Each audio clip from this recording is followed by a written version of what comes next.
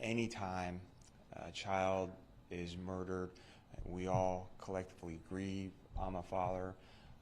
Our detectives are all parents, and this is very, very hard on them, and of course the community. And we can't even imagine the pain and anguish that Rose's family and loved ones are going through right now. In the end, this was the result of great detective work, our help from the media partners, and tips from many people in the community. Rose was senselessly and brutally murdered on July 4th in the apartment complex where she lived. When deputies were called there on July 4th, they found Rose in a closet, partially naked.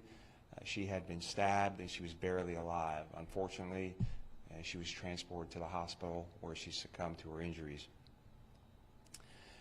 So we believe Rose was on her way to visit another friend in another building in that same complex when she was attacked. Her friend found Rose's cell phone and shoes in the staircase in that apartment building and reached out to Rose's family. And a family member was knocking on doors to see if they could find Rose, and then they entered the utility closet and then ultimately found Rose in that closet, attempted CPR and first aid on her, and she was unresponsive. From the beginning of this case, we encountered many people in the community that were very, very cooperative and offered a lot of information. A witness at the complex reported seeing a heavy-set male leaving the building where Rose was found. Video from the complex showed a person we now know to be Doris May following at a distance behind Rose as she walked through the complex to her friend's building. At the murder scene, detectives found the packaging of a 12-inch knife believed to be the murder weapon. So an extensive canvass of the area uncovered video from a store nearby that showed Dorisby buying that same kitchen knife from the store, the one which was used in the murder. So I want to thank our hardworking detectives who worked tirelessly on this case around the clock. And I want to thank our crime scene investigators and forensics unit for their hard work in the case. We also want to thank our partners at the Florida Department of Law Enforcement who are testing a significant amount of evidence as we still investigate this case. And we want to thank the community. We received many, many tips from the community that helped us lead us to him. And so you've heard me say before that law enforcement, we cannot do it alone. We need the community's help, and this case proves just that. The community really came through, media really came through for us, putting his picture out there, which ultimately led to his arrest. So Rose, as you can see, is a beautiful young woman. She should not have died this way.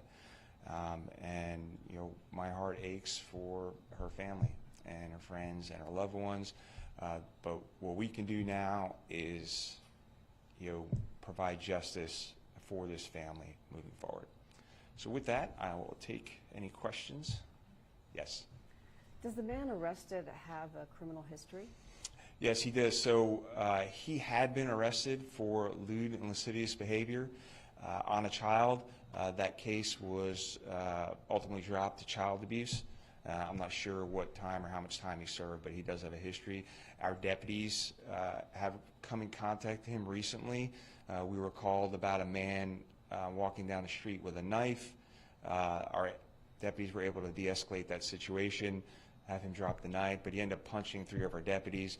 He was ultimately Baker acted as a result of that incident. Did he have, or any indication that he knew Rose prior to this? Was this completely random? Had he been watching her? So he did not know her, but he used to live in that area. He's very familiar with that area. He has frequented that area, and according to people in that area, he has been seen watching girls in that area. So they were definitely concerned about him. But other than the lewd and lascivious conduct and then the Baker Act a few weeks ago, that's been our only contact and knowledge about him. Sheriff, the fact that he knew where a utility closet was, I'm just curious, do you know, was he a former tenant of this place, or did he ever, do you know if he stayed in this place? Because to know things like that, you've obviously, like you said, you was watching her, but you scouted it out a little bit.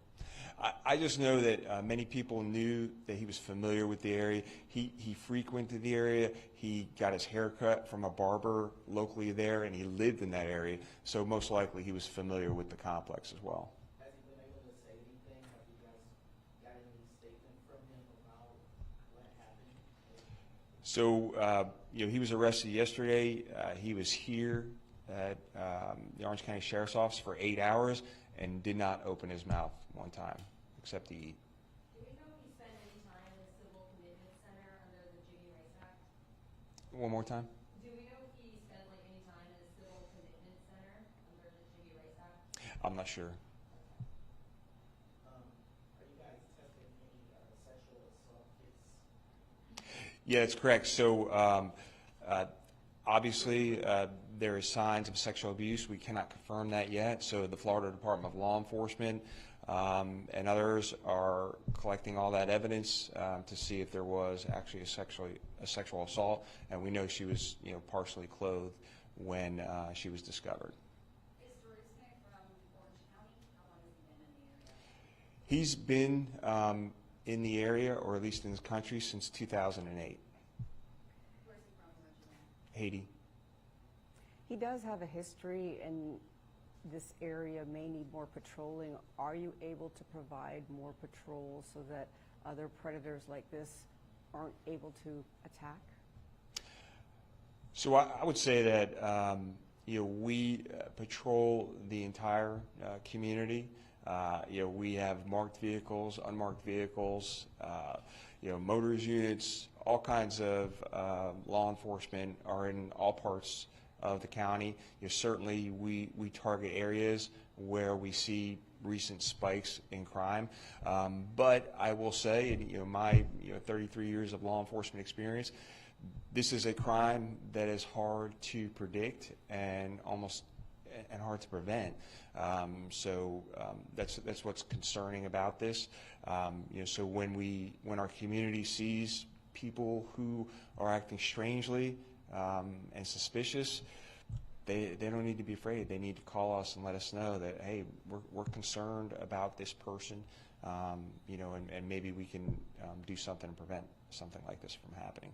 Sheriff, I don't know if that's a birthmark or not, but did he resist an arrest or get in any kind of altercation with deputies trying to fight an arrest? There was no resisting in the arrest. Sheriff, I know this happened on July 4th, and you guys started to put out information for the community to send it. It seemed like maybe it took a few days. Were you guys trying to investigate first, then go to the public, or what was the delay? So in any of these cases, homicide cases specifically, just know that our detectives are really working nonstop around the clock.